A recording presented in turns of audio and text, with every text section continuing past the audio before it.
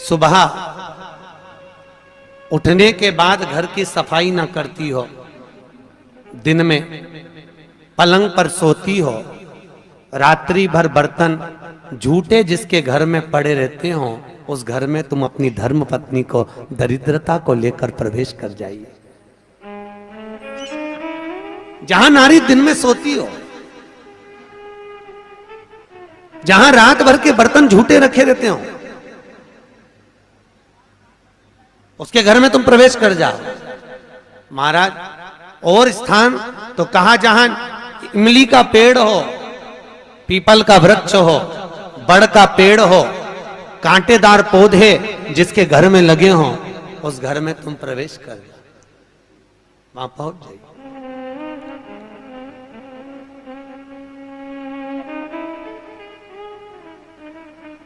महाराज,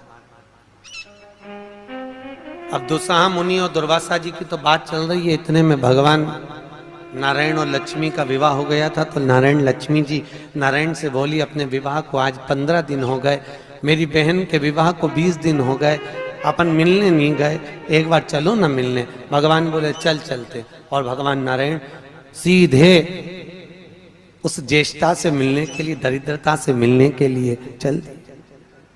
अब दरिद्रता से मिलने के लिए जैसे ही पहुंचे तो दरिद्रता कहां बैठी हुई थी? पीपल के पेड़ के नीचे।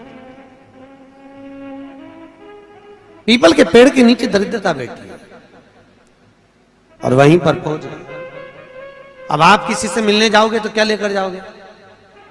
अरे बोलो तो क्या ले जाओगे? डंडा की मिठाई? डंडे लेकर जाओगे कि मिठाई लेकर जाओगे? अरे बोलो तो मिठाई लेकर जाओगे ना, कुछ भी मिष्ठान मुंह मीठा कराने के लिए। जिसकी विवाह हुआ है, अभी विवाह हुआ है, तो उसके यहाँ मिठाई का डब्बा लेकर चले। और मिठाई का डब्बा ले जाकर जैसे ही भगवान नारायण लक्ष्मी को दिया, लक्ष्मी ने तुरंत ज्येष्ठा देवी को दिया। ज्येष्ठा को दिया तो देते ही दरिद्रता ने मिठाई का डब्बा फेंक दिया, और फेंकते से ही बोली, लक्ष्मी तू मेरी छोटी बहन है, तुझे इतना नहीं मालूम कि तेरी बड़ी बहन खाती क्या है, और मेरे लिए तू मिठाई लेकर आई है?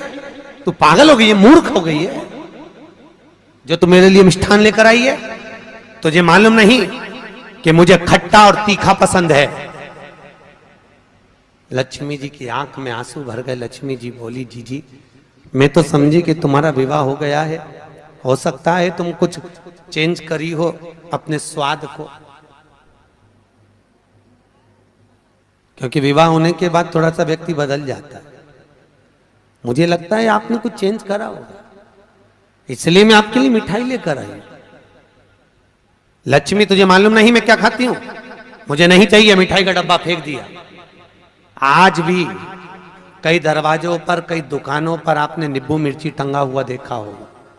कई लोग कहते हैं नजर से बचाता है, नजर से नहीं, लक्ष्मी और दरिद्रता ये दोनों बहनें हर एक व्यक्ति के घर में प्रतिदिन प्रवेश करती है। पर लक्ष्मी के लिए मिठाई फ्रिज में रखी होती है, इसलिए लक्ष्मी सीधे अंदर चली जाती है, और दरिद्रता के लिए नींबू मिर्ची दरवाजे पर टंगा रहता है, इसलिए वो दरवाजे से खाकर वापिस चली जाती है। दरवाजे से खाकर तुरंत वहीं से लौट जाती है। कई लोग कहते हैं नजर के लिए बंद, नजर के लिए नहीं, दरिद्रता हमारे यहाँ प्रवेश ना करे, ज्येष्ठा हमारे यहाँ प्रवेश ना करे, इसलिए नींबू और मिर्ची को दरवाजे पर बांधा जाता है। पर कई लोगों को नहीं मालूम, तो वो कहते हैं नजर से बचाता। नजर से नहीं, दरिद्रता का प्रवेश ना हो। अगर दरिद्रता हमारे घर में प्रवेश कर रही है तो वो दरवाजे से ही भोजन कर कर निकल जावे, हमारे घर के अंदर प्रवेश ना करे। इसलिए हिंदू धर्म की रीति आज भी घर के अंदर नींबू और मिर्ची को एक ही डलिया में नहीं रखा जाता। अगर नींबू और मिर्ची एक ही डलिया में रखे रहते हैं तो उस घर में दरिद्रता का निवास होता है, दरिद्रता का प्रवेश। महाराज, हमारे यहां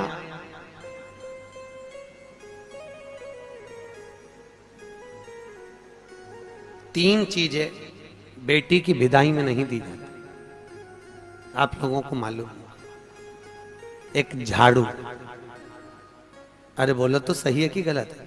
एक झाड़ू बेटी की विदाई में नहीं देते। एक चलनी छानने की बेटी की विदाई में नहीं देते, और एक अचार की बरनी बेटी की विदाई में नहीं देते। ये तीन चीजें नहीं देते। चलनी भी नहीं देते, झाड़ू भी नहीं देते, कहीं कहीं जगह पर सुई भी नहीं देते। सुई का भी प्रमाण मिलता है, सुई भी नहीं दी जाती। और एक अचार की बरनी, अचार की बरनी भी बेटी की विदाई में नहीं देते। क्यों? क्योंकि अचार की बरनी में जैसे झाड़ू में हमारे यहाँ बेटी को अगर दिया जाता है तो उसके घर की पूरी लक्ष्मी छिन्न हो जाती है, चलनी देने पर उसके घर की लक्ष्मी समाप्त हो जाती है, सुई देने पर उसके घर की लक्ष्मी समाप्त हो जाती है, उसी तरह अचार की बरनी देने पर बेटी के घर में उसका घर पूरा तहस नहस हो जाता है, पूरा बर्बाद हो जाता है।